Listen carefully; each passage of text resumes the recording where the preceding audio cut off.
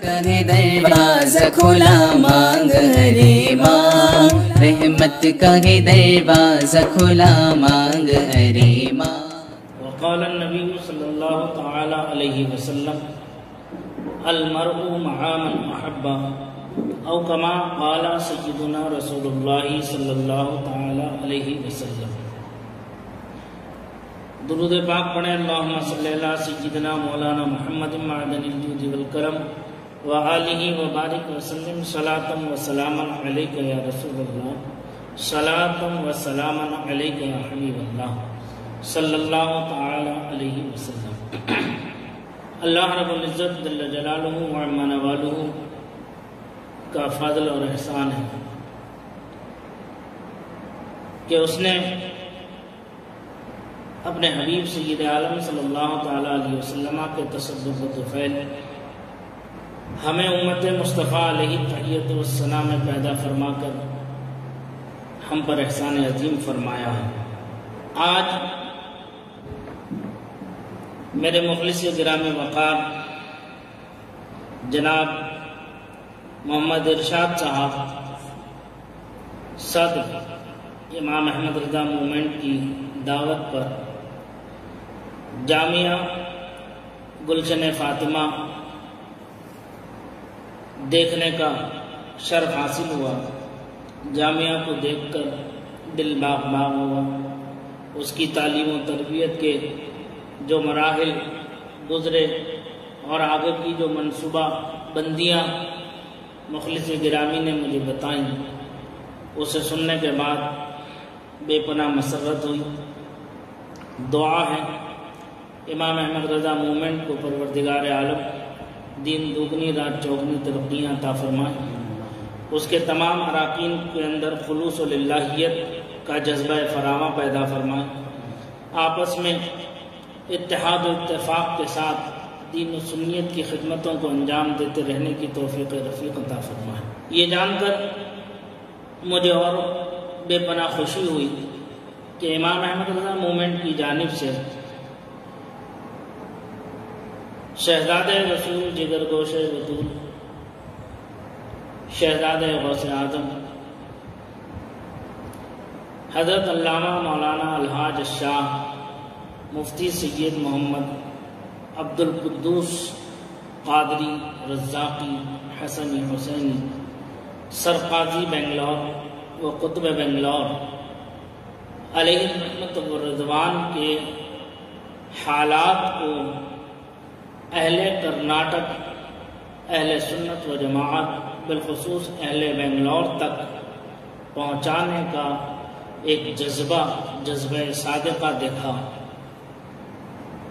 ان کی اس دعوت پر میں حاضر آیا۔ میرے استادی الکریم سیدی و سندی آقائی و مأوائی و مولائی و ملجائی حضرت علامہ الحاج الشاہ مفتی سید شاہد علی صاحب حسنی نوری خلیفہ سرکار مفتی اعظم قطب عالم نفر اللہ مقدہما اہل کرناٹک بالخصوص اہل بنگلور سے بے پناہ محبت فرماتے تھے۔ ان کا کہنا تھا کہ جب بھی دین و سنیت کے لیے اہل کرناٹک بالخصوص اہل بنگلور مجھے یاد کریں گے، میں ہر وقت اس کے لیے تیار رہوں گا۔ اور انہوں نے اپنی اس وعدے کو اپنی پوری زندگی میں نبھا کر بتا دیا۔ جب جب یہاں ضرورت پیش آئی حضرت تشریف لائے، خصوصیت کے ساتھ مرکز اہل سنت جامعہ حضرت بلال بنگلور ان کی سرپرستی میں ہی چل رہا تھا۔ حضرت نے جب بھی وہاں سے دعوت آئی ہمیشہ اس دعوت کو اپنی تمام مصروفیات کے باوجود قبول فرما کر حاضر آئے اور یہاں سنیت کی خدمت کو انجام دیا۔ دعا ہے پروردگار عالم یہاں اس سرزمین پر جتنے اہل سنت و جماعت کی تنظیمیں کام کر رہی ہیں ان سب کو شاد و آباد رکھے، ان سب کے تمام اراکین، معاونین، ہمدردوں کو شاد و آباد رکھے۔ سنیت کے خدمتگار جتنے بھی ہیں مولا انہیں کسی کا محتاج نہ کرے. جو حضرات بیمار ہیں انہیں صحت عطا فرمائے، شفا کاملہ عاجلہ عطا فرمائے. بالخصوص مخیر قوم و ملت عالی جناب الحاج امیر جان صاحب دامت معالیہم کو شفا کاملہ عاجلہ عطا فرمائے، اور ان کے ذریعے سے جو دین و سنیت کی خدمت چل رہی ہے مولا اسے روز افزوں ترقی و استحکام عطا فرمائے. اسی کے ساتھ امام احمد رضا موومنٹ کے جملہ اراکین، اس کے معاونین، مخلصین، ہمدرد و بہی خواہوں کو بھی شاد و آباد رکھے، اور تمام تنظیمان اہل سنت کو خلوص و محبت کے ساتھ، اتحاد کے ساتھ ایک پلیٹ فارم پر آ کر کے کام کرنے کی توفیق عطا فرمائے. حضرت سیدنا شاہ عبد القدوس قادری رزاقی رحمۃ اللہ تعالی علیہ کی ذات پر استادی الکریم حضرت علامہ مفتی سید شاہد علی صاحب علیہ رحمۃ والرضوان نے تقریباً 20 سال پہلے مجھے اس کام پر لگایا تھا.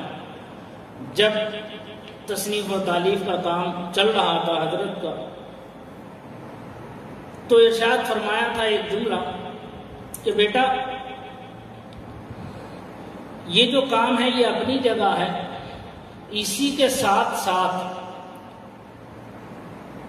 کرناٹک خصوصیت کے ساتھ بنگلور، چونکہ تم پیدائشی وہاں کے ہو، وہ تمہارا وطن اصلی ہے، اس وطن اصلی کی خدمت بھی تمہارے ذمے ایسے ہی ہے اہم جیسے تم میری خدمت میں یہاں موجود ہو. لہذا مستقبل کے اعتبار سے اللہ تبارک و تعالیٰ اپنے کرم سے تمہیں اس منزل تک پہنچا دے جو دین و سنیت کی تم خدمت اس سرزمین پر انجام دو. اس کے اعتبار سے وہاں پر جو کچھ بھی تمہیں یہاں تحقیق میں، تفتیش میں، جستجو میں وہاں کے حالات و قوائف تمہیں ملتے جائیں، وہ کسی بھی بزرگ کے تعلق سے ہوں، کرناٹک کے، خصوصیت کے ساتھ بنگلور کے، ہر اس بھلے سے تمہیں وہ 1 سطر کی ملے، 2 سطر کی عبارت ملے، اسے اپنے پاس محفوظ کر کے رکھ لو. یہ بکھرے ہوئے موتی ہیں، اسے سمیٹ کے رکھ لو. جب اسے بننے کا وقت آئے گا تو تمہارے پاس اتنا مواد اکٹھا ہوگا کہ تم آسانی کے ساتھ کسی بھی کام کے لیے آگے بڑھ سکتے ہو. حضرت کی اس شفقت اور محبت اور عنایت کے تحت میں نے جہاں جہاں سے مجھے جو چیز دستیاب ہوئی، رامپور کے کتب خانوں سے، بریلی شریف کے کتب خانوں سے، دلی کے کتب خانوں سے، بمبئی کے کتب خانوں سے، حیدرآباد کے کتب خانوں سے، اور آسام، بنگال، بہار کے کتب خانوں سے، جہاں جہاں جس سرزمین پر میں گیا حضرت کے ساتھ، اور جہاں سے بھی جو چیز مجھے حاصل ہوئی، میں نے ہر اس چیز کو اکٹھا کرنا شروع کر دیا. مدھیہ پردیش بھی گیا، وہاں 15 دن کا سفر کیا. وہاں سے بے شمار اعلیٰ حضرت کے خلیفہ تھے، ان کا ایک کتب خانہ تھا، قدیمی کتب خانہ. اس کتب خانے سے مجھے بے پناہ چیزیں الحمدللہ حاصل ہوئی.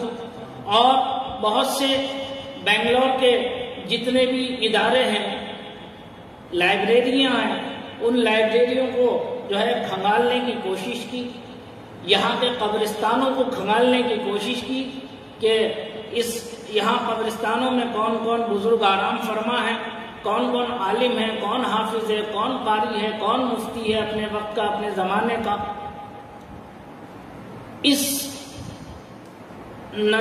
اس کے پیش نظر کہ یہ کون ہے، کیا حال ہے ان کا، میں نے ہر قبرستان کی تلاش کی، جستجو کی. خصوصیت کے ساتھ حضرت سیدنا شاہ عبد القدوس قادری بنگلور رحمۃ اللہ تعالی علیہ کے قبرستان میں ایک ایک قبر پر حاضری دے کر فاتحہ پڑھی. اور وہاں جتنے اکابرین، علماء، صلحاء، صوفیہ، مشائخ کے قبریں ہیں، ان سب کو میں نے نوٹ کیا، ان سب کی نشاندہی کی اپنے پاس. یہ سارا ذخیرہ جب میں نے اکٹھا کیا اس 20 سال میں، حضرت کے وصال سے پہلے میں نے وہ جو بھی مجھے ملتا تھا وہ میں حضرت کی خدمت میں پیش کرتا تھا۔ حضرت نے ان سب کو دیکھنے کے بعد بے پناہ دعائیں دی اور دعاؤں سے نوازا اور خوشیوں کا اظہار فرمایا، اور پھر مجھ سے فرمایا کہ اب اسے ان بکھرے ہوئے موتیوں کو ایک لڑی میں پرونے کی کوشش شروع کر دو۔ تو لہذا میں نے جو ہے حضرت کے حالات کو لکھنے کی کوشش کی اور وہ شروعات کی، الحمدللہ وہ کافی حد تک ایک ضخیم کتاب کی شکل میں وہ دستیاب ہو چکی ہے۔ میں نے اسے خود کمپوز کیا ہے، خود اس کی تیاری کی ہے، الحمدللہ۔ یہ سب جو کچھ بھی ہے میرے حضرت کا صدقہ ہے، انہیں کی عنایت ہے، ان کا کرم ہے۔ اللہ تعالیٰ ان کی قبر پر انوار پر رحمت و انوار کی بارشیں فرمائے اور درجات میں بلندیاں عطا فرمائے، ان کے فیضان علمی اور عملی اور روحانی سے ہم سب کو اہل سنت کو مالا